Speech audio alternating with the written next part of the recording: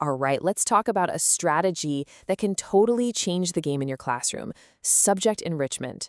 We're going to look at how these activities are so much more than just filler. They can turn passive listening into active, truly unforgettable learning. So let's just start with a question that I know every single one of us educators has asked ourselves.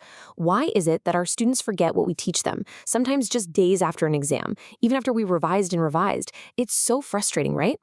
Well, the answer is actually really simple, but it's also incredibly powerful. It's because we're so focused on teaching content that we forget to teach experience.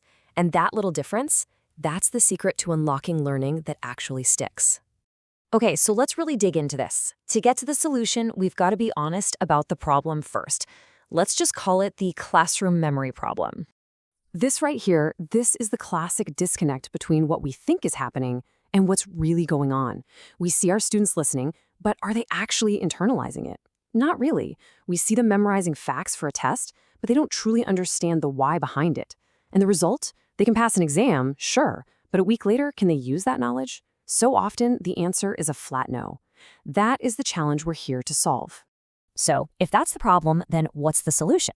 How do we build that bridge from just memorizing to actually understanding?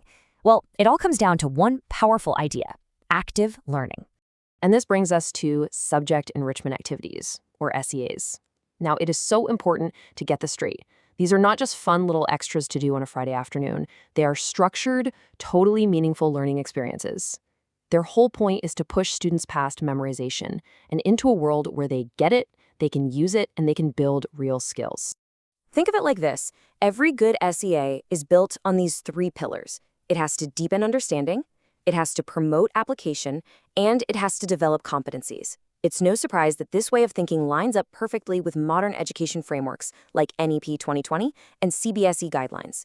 These aren't just activities. They are absolutely essential tools for learning today. So you might be wondering, why are these activities so powerful? What's the magic behind them? Well, it's not magic. It's just really good pedagogy based on how our brains actually learn. When you start using CAIEs the right way, you unlock 5 massive benefits for your students. We're talking about a complete flip from passive to active learning, a huge boost in conceptual understanding, and a clear path to building real-world skills. Oh, and they also dramatically improve memory and build those 21st century skills everyone's talking about. Let's break each one down. First up, retention. This is a big one. You know, memory science is crystal clear on this. When a student is actively involved, when they have to speak or create something or perform a role, their brain forges much, much stronger connections. It's not just taking information in, it's using it, and that makes all the difference. Next, understanding the actual concepts. A traditional lesson often focuses on the what. What is photosynthesis? What's the formula? But SES changed the game. They force students to answer, why does this work? And how can I apply this? And that is the leap from surface-level facts to deep, real knowledge. And that focus on how and why, well, that's the absolute heart of competency-based education. All of a sudden, the goal isn't just about getting marks on a test. It's about building real skills. Can you use your knowledge? Can you analyze a problem with it? SEAs are basically the perfect training ground for exactly that.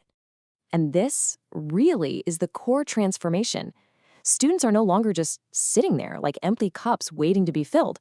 They become explorers. They're the ones doing the work, investigating the ideas, and presenting what they found. They start to actually own their learning.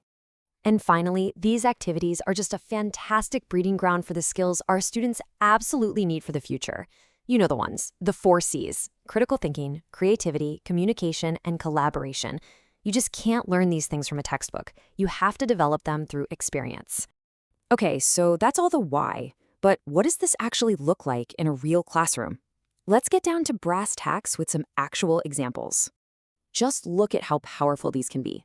From math, instead of another worksheet, imagine a market simulation where students are literally buying and selling, feeling the reality of profit and loss. In science, a simple experiment makes a concept something they can see and touch. In social science, a role play about freedom fighters makes history emotional and real. And for languages, a debate builds more authentic communication skills than writing 10 essays ever could. This quote just says it all, doesn't it? When learning is just about writing things down, it tends to stay on the surface. But when students get to experience their learning, that's when it becomes a permanent part of who they are. So you might be thinking, okay, this sounds great, but how do I actually pull this off effectively? Well, it's not about just throwing random fun things at them. There's a simple, clear formula to make sure it works.